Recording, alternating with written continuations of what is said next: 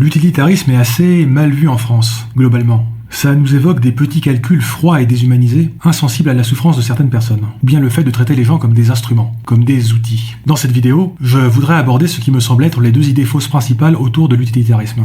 Bon, mais déjà, c'est quoi l'utilitarisme? Eh bien, il y a déjà le conséquentialisme, qui est l'idée de juger de la moralité d'une action en fonction de ses conséquences attendues. Bon, là, je pense choquer personne. La quasi-totalité des trucs qu'on fait, c'est dans l'espoir d'obtenir certaines conséquences. Mais une morale conséquentialiste, ça pourrait viser n'importe quel type de conséquences. Par exemple, maximiser le nombre de trombones ou de nains de jardin dans l'univers, ou bien maximiser la souffrance collective. Et l'utilitarisme, c'est l'ensemble des morales conséquentialistes qui visent à l'augmentation du bonheur général, ou du plaisir, ou du bien-être, ou la réduction de la souffrance. Bref, ce genre de trucs quoi. Bon, là encore, il me semble que ça reste très consensuel. La quasi-totalité des projets politiques peuvent être justifiés par la recherche du bonheur général. Oui, mais qu'est-ce qu'on entend précisément par bonheur général? Eh bien, cela nous amène à la première idée fausse, l'idée qu'il existerait une morale utilitariste, ou bien une méthode scientifique, dans le même genre.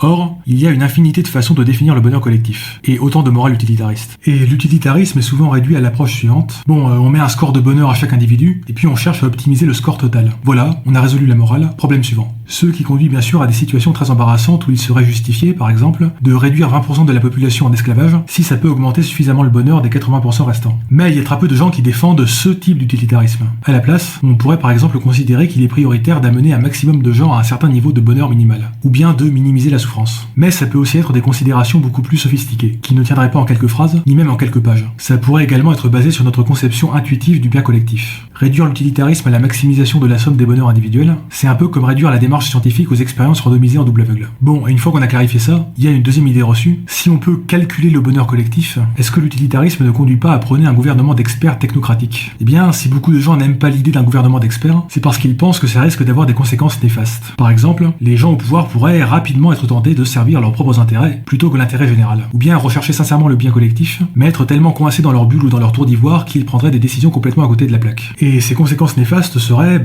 contraires au bien-être collectif. Autrement dit, si on pense que ces conséquences néfastes sont probables, eh bien il ne serait pas très utilitariste d'être favorable à un gouvernement d'experts. On pourrait même imaginer un argumentaire 100% utilitariste contre un gouvernement d'experts, tout comme on pourrait imaginer un argumentaire utilitariste en sa faveur. Encore une fois, ce n'est pas comme s'il y avait une méthode utilitariste qui prétendrait trancher simplement tous les problèmes moraux. C'est juste un ensemble très vaste de considérations morales qui visent à l'augmentation du bien collectif. Bien collectif dont on n'aura peut-être jamais de définition précise qui fait l'unanimité. Comme dans à peu près tous les problèmes moraux ou philosophiques, il me semble. Si vous voulez en savoir plus sur la question, je vous invite à écouter le récent live de Monsieur Fish et Bolchevique, voir dans la description.